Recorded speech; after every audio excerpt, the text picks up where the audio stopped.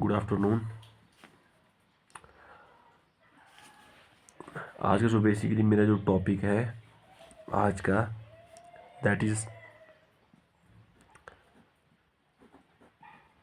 Hyper tension. इसकी medication, ये होता क्या है, कैसे होता है, इसके बारे में हम सब डिस्कस करेंगे।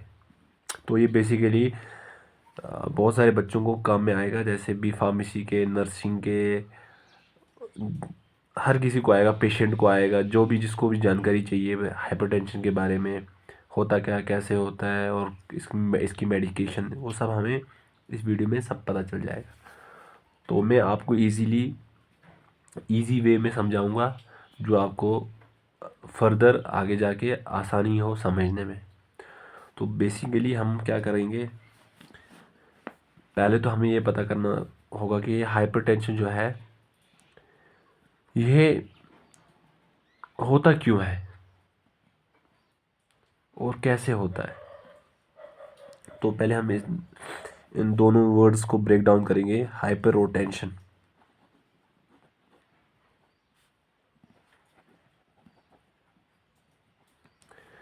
Hyper plus tension.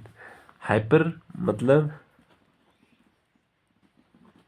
एलिवेटेड, और we can say increase,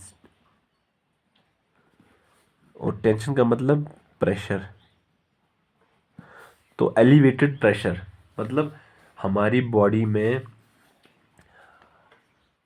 increase या एलिवेट हो जाता है प्रेशर। कहाँ पर, किसका प्रेशर, ब्लड का।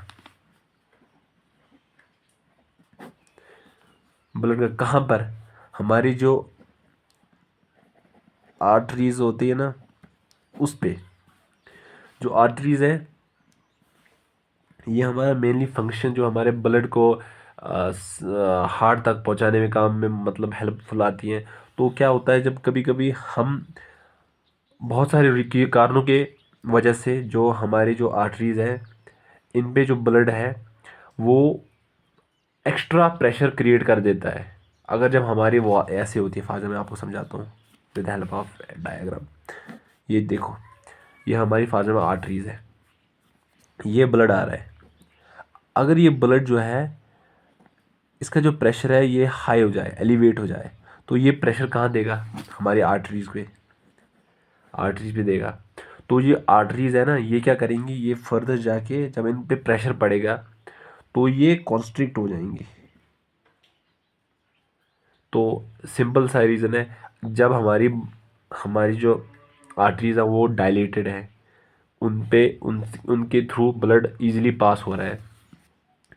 अब अगर वो डायलेट से कॉन्स्ट्रिक्ट हो जाए, तो जब ब्लड है वो पास होगा नहीं, हो तो होगा लेकिन बट उतना इफेक्टिवली नहीं होगा, धीरे धीरे होगा।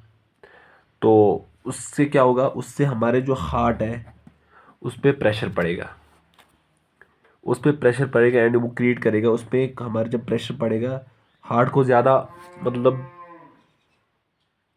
प्रेशर चाहिए उस ब्लड को पंप करने के लिए, बिकॉज उसके पास ब्लड पूरा इफेक्टिवली पूरा पहुंच नहीं रहा। तो उससे क्या हो जाएगा, जो हमारा हार्ट है उस पर कॉन्ट्रैक्शन और रिलैक्सेशन नहीं हो पाएगा। तो जब नहीं हो पाएगा तो हमारी तो बहुत सारी तो हाइपर टेंशन हो जाएगी। और इसका अपोजिट हम अगर करेंगे, जब हमारी वॉल्स पे, हमारी आर्टरीज पे जो ब्लड है वो इफेक्टिवली पास नहीं होगा या बहुत कम होगा, ब्लड का प्रेशर कम पड़ेगा हमारे वॉल्स पे, तो उससे क्या हो जाएगा, उसके हाइपोटेंशन हो जाएगा, मतलब ब्लड की कमी। हमारे प्रेशर जो है, हमारे ब्लड का प्रेशर ऑन द आर्टरीज वो कम हो जाएगा। तो ऑन जो हाइपरटेंशन है और हाइपोटेंशन, ये दोनों वाइस वर्सा है। तो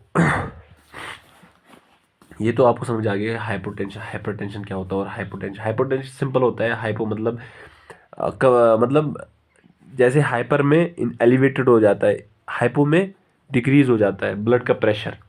सिंपल, जब ब्लड का प्रेशर हमारी वॉल्स पे, हमारी आर्टरीज पे कम पड़ेगा, तो उससे बहुत सारी हमारे प्रेशर कम पड़ेगा। जब हमारे हार्ट के पास पूरा ब्लड पहुंचेगा नहीं, तो वो पंप नहीं कर पाएगा इफेक्टिवली। सिंपल, जब हमारी ब्लड हाइपरटेंशन हो जाए तब भी हमारा हार्ट जो है वो इफेक्टिवली पंप नहीं कर पाएगा। तो ये रीज़न है। अब रीज़न इसका मेन भी हो सकता है, देखो इसके दो रीज़न हो सकते हैं। एक तो होता है प्राइमरी, दूसरा होता है सेकेंडरी। प्राइमरी क्या होता है? जो प्राइमरी है ये ये अनप्रिडिक्टेबल है, ये कोई भी इसका रीज़न हो सकता है, ये हमें पता नहीं है कैसे होता है, क्यों होता है। लेकिन जो सेकेंडरी रीज़न है ये होता है किडनी प्रॉब्लम से फर्स्ट, और दूसरा एड्रिनल ट्यूमर। अब मैं इसको आपको समझाता हूँ होता कैसे है। जो हमारा किडनी है, हमारा किडनी का काम क्या है? ब्लड को प्यूरिफाई करना। जब हमारे हमारे ब्लड में बहुत सारे हमारे ब्लड में बहुत सारे केमिकल्स होते हैं, केमिकल कॉन्स्टिट्यूएंट्स, जैसे सोडियम होता है, क्लोराइड होता है, पोटेशियम होता है, बहुत सारे होता है ये सब। अगर हमारे ब्लड में सोडियम, क्लोरीन, पोटेशियम ये सब एलिवेटेड हो, बहुत ज़्यादा, मतलब ब्लड में ज़्यादा हो, ड्यू टू मैनी रीज़न, जैसे हमने साल्ट का कंजप्शन किया, साल्ट कंज्यूम किया ज़्यादा, तो उससे होगा। और भी बहुत सारी चीज़ें, जैसे कोई चीज़ हमने, मतलब कोई बाहर की चीज़ कोई खा ली, बहुत सारे होता है, बहुत सारे रीज़न है इसके। तो अगर वो हमारे ब्लड में सोडियम, क्लोरीन, पोटेशियम ये सब हो गए, तो हमारे ब्लड का जो वॉल्यूम है वो बहुत ज़्यादा गाढ़ा हो जाएगा, विस्कस हो जाएगा। जब विस्कस होगा तो हमारे ब्लड इफेक्टिवली पास नहीं हो पाएगा। तो वो क्या करता है, ब्लड हमारे फिर किडनी में जाता है। किडनी उसको प्यूरिफाई करके जो वेस्ट मटेरियल्स है, जैसे सोडियम, क्लोरीन, पोटेशियम, इन सब को वो एक्सक्रीट आउट कर देता है through urine, in the form of urine. तो अब कभी कभी किसी किसी इंसान की किडनी डैमेज होती है, तो वो इफेक्टिवली एक्सक्रीट नहीं कर पाएगी, प्यूरिफाई नहीं करवा कर पाएगी ब्लड को। तो ये भी रीज़न हो सकता है हाइपरटेंशन का। और दूसरा क्या हो सकता है, एड्रिनल ग्लैंड ट्यूमर। जैसे हमारा जो किडनी है जैसे जो हमारी किडनी है, इसका क्या है, ये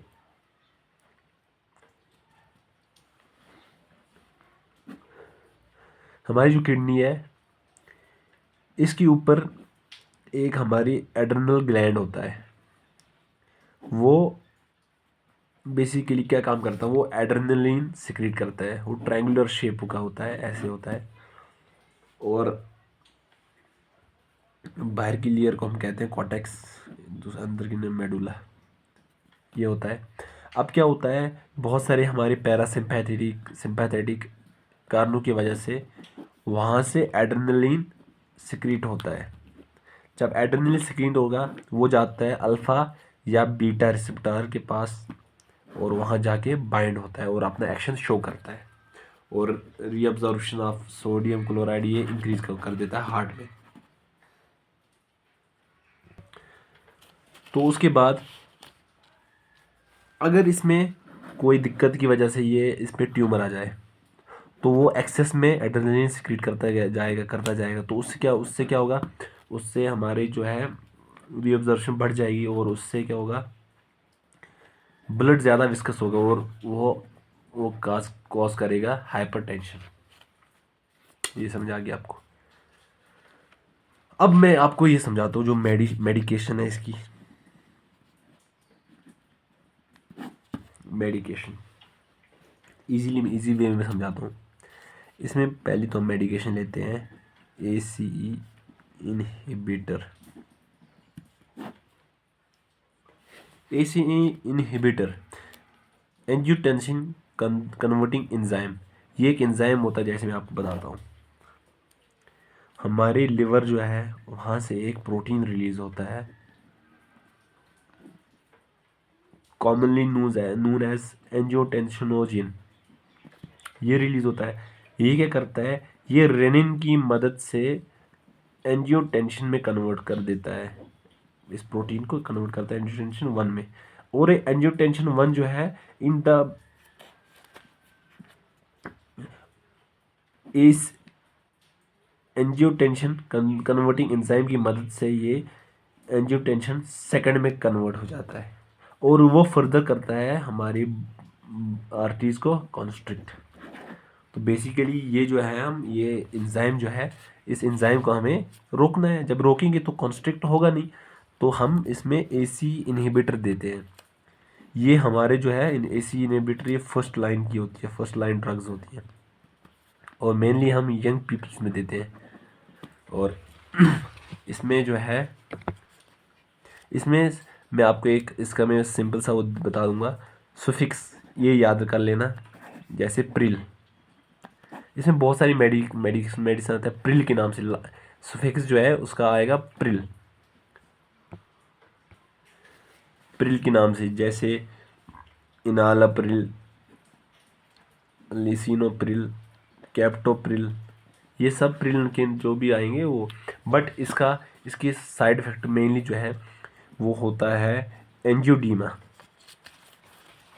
मैं आपको बताता हूँ, एक मिनट जस्ट वेट। एंजियोडीमा ये क्या होता है हमारी इसके बहुत मेनली ये साइड इफेक्ट है कि ये कॉज करता है स्वेलिंग। एंजियोडीमा मतलब स्वेलिंग ऑन द फेस,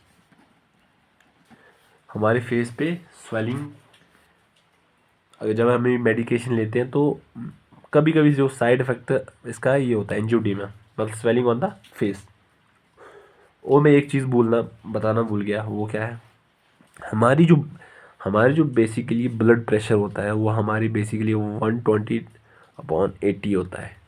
मतलब जो 120 होता है ये सिस्टोलिक, इसे हम कहते हैं सिस्टोलिक, और इसको कहते हैं हम डायसिस्टोलिक। सिस्टोलिक का मतलब जब हमारा ब्लड जो है वो कॉन्ट्रैक्ट होता है, ब्लड को लेता है अपने अंदर, उसको कहते हैं हम सिस्टोलिक, इसको कहते हैं हम कॉन्ट्रैक्शन। और जब हमारा ब्लड ऐसे कॉन्ट्रैक्ट करने के बाद रिलैक्स होता है, ब्लड को देता है वापस, तो उसको कहते हैं रिलैक्सेशन। तो ये होता है। और अब इसकी हमने एक मेडिकेशन तो पढ़ ली इस क्लासेस। अब दूसरी जो मेडिकेशन है ARBS, angiotensin receptor blocking agents. ये सिंपल सा है, जैसे मैंने आपको अभी समझाया, एंजियोटेंशन वन से इन द ऑन मतलब इसकी मदद से एंजियोटेंसिन कन्वर्टिंग एंजाइम की मदद से एंजियोटेंसिन सेकंड में कन्वर्ट हो जाता है। जब हम उसी रिसेप्टर को ब्लॉक ही कर देंगे, जो कन्वर्ट होने के बाद एंजियोटेंसिन 1 सेकंड में कन्वर्ट होता है, जब उसी को ब्लॉक कर देंगे वो कन्वर्ट ही नहीं होगा, तो उसकी के वजह से तो वो बाइंड ही नहीं हो पाएगा। तो जब बाइंड ही नहीं होगा तो वो उस पर बाइंड ही नहीं होगा कुछ, तो जब उसको ब्लॉक ही कर देंगे उस पर कोई चीज़ बाइंड ही नहीं होगी जाके, तो वो बंद होके फर्दर अपनी एक्शन शो नहीं कर पाएगा। तो ये एक और क्लास है। तो इसमें बेसिकली हम फर्स्ट लाइन की ड्रग है। ये हम एक मैं आपको चीज़ बताना भूल गया, ये जो है ना, ये हम अगर किसी बंदे को जैसे एसी इनहिबिटर जो देते हैं हम, अगर उससे उसको तकलीफ़ होगी, कोई प्रॉब्लम हुई, कुछ हुआ या साइड इफ़ेक्ट ज़्यादा हुए, तो वो इसको ले सकता है ARBS को। इसमें साइड इफ़ेक्ट बहुत ही मिनिमल है, बहुत ही मिनिमल है। ये हो गया इसका। और इसमें हाँ मेडिकेशन ड्रग्स, इसमें भी सुफिक्स आप ये याद कर लेना। जैसे सार्टन, जैसे इसमें सार्टन ये याद रखना, ये सुफिक्स आता है लास्ट में सार्टन। जैसे लोसार्टन, टेलमिसार्टन, ये इस बहुत सारे इसमें आते हैं। अब उसके बाद एक और क्लास है कैल्शियम चैनल ब्लॉकर। जैसे कैल्शियम, ये हमारे हार्ट के लिए बहुत ही इम्पोर्टेंट होता है कैल्शियम, और ये जो चैनल है इसके थ्रू हमारी बॉडी हार्ट में कैल्शियम सप्लाई होता है। तो कभी कभी क्या होता है, हमारे जो हार्ट में है वो पहले ही कैल्शियम बहुत ही ज़्यादा होता है हार्ट में, तो जब और एक्स्ट्रा जाएगा तो उसकी वजह से क्या होता है, और कंट्रैक्शन ज़्यादा होगा। तो जब कॉन्ट्रैक्शन में वो कॉन्ट्रैक्शन ज़्यादा होगी तो उससे क्या होगा, उससे भी हमारे हाइपरटेंशन के चांसेस हैं, और बहुत ही ज़्यादा चांसेस हैं। तो इसमें हम देते हैं फिर कैल्शियम चैनल ब्लॉकर, जो कैल्शियम चैनल को ब्लॉक कर देते हैं और कैल्शियम फर्दर हमारे हार्ट में नहीं जा पाएगा। तो अब क्या करते हैं हम, इसमें हम बहुत सारे मेडिकेशन है, जैसे मैंने इसमें एक ट्रिक याद रखी थी, जैसे very nice drugs and very nice drugs and, जैसे वीरापामिल, एंड नाइस का मतलब निफिडिपिन, और ड्रग का मतलब डिल्डाइजिम, और एंड का मतलब एम्लोडिपिन, और पीन वाले और भी। ये है इसकी मेडिकेशन। ये फर्स्ट लाइन की आती है, जो कैल्शियम चैनल ब्लॉकर है ये हम फर्स्ट लाइन में देते हैं, और ये आजकल मेनली इंडिया में हम बहुत ज़्यादा यूज़ करते हैं, और ये मेनली हम ओल्ड एज्ड पीपल्स को देते हैं। तो आज के लिए आपका इतना ही आज, और फर्दर हम जो बाकी क्लासेस वो आगे के जाके पढ़ेंगे। Thank you.